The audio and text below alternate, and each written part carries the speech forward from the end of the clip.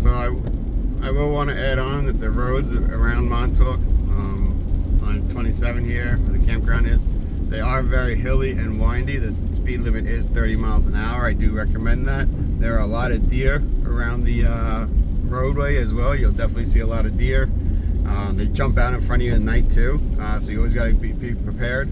I was telling my kids, you know, we got to be careful because deer might jump down and run across the street, and sure enough, like 2 seconds later, a deer just kind of trotted across the street right in front of us.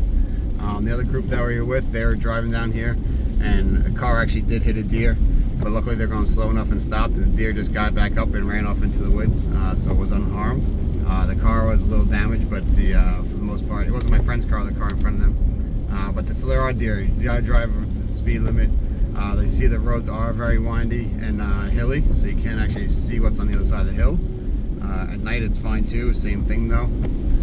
I'd also say what we did do, one of the other things besides Camp Hero and Montauk, we also did the horseback riding ranch out here. I think it's Deep Hollow Ranch. That was a really cool thing. We did the beach trail. You pretty much ride the horse a long way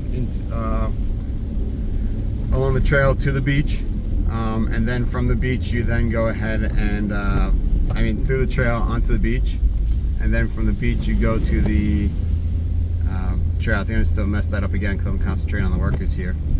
You ride the horses. It's an hour and a half. It's really cool. You're not on the beach very long, but you do go to the beach. It's a really cool view. It's worth it. It gives you a longer ride. The horses seem great. They're really funny. You have to steer them through the trail so they don't walk around the puddles, and they don't walk into the bushes. You have to keep stopping from eating the leaves along the trail. It's kind of funny. They all have their own little personalities, and we never did that as a horse riding thing. I will recommend for the horse riding thing, any loose articles that you have on yourselves, it's like a roller coaster, honestly. Just pack them away. If you don't have loose sweatpants with pockets, things like that, make sure everything's really secure. On the way, Hither Hills is right by Gurney's. Gurney's is a well-known resort and hotel, so it's right by Gurney's for a land reference. But the horseback riding thing, I will say, if you do have cell phones and loose sweatpants, do not bring it then. Leave the cell phone in your car or something, or give it to someone else who has a backpack or something, because even though the horses, they have sections where they can gallop, they don't always gallop in those sections. They might just take off unexpectedly, and if you're having something that's not secure, it'll just pop right out of your pocket.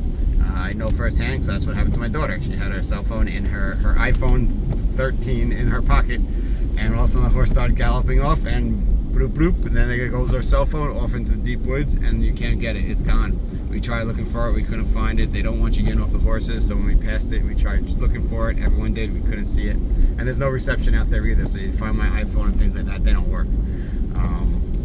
So it just doesn't, doesn't pay. So, if you take pictures, but make sure your phone's always secure. Hold on to it tight if you take it out. You don't really need water. I always like to have water on me. I didn't take any sips. There was no time to get really sips of water, and we did in the summer, so it wasn't too bad.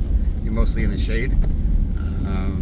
No, that's all. Bring sunglasses, wear a hat. We did see someone lose a hat. It was on the ground in the trail though. But that Deep Hollow Horse Ranch is really cool. Get some good pictures before and after when you get on the horses. It's nice. The people that work there are really nice too. So that's all. But yeah, as you see, these roads are, what they are. So make sure you do drive the speed limit at 30 miles an hour. I'm going slower than that right now. And then the village, inside the village is nice too. They have John's Drive-In. They have really good homemade ice cream, supposedly. I love their Dole Whip. It's dairy and vegan. It's dairy-free and vegan Dole Whip, both pineapple and raspberry. That was really good. The food is just, typical fast food type place, I guess. I don't eat meat. I just had the bean burgers, but the bean burger was pretty good. It was a little spicy, but it's pretty good. They had some stores, some different things. A couple of souvenir shops. I tried the sundaes and desserts. They had a really nice.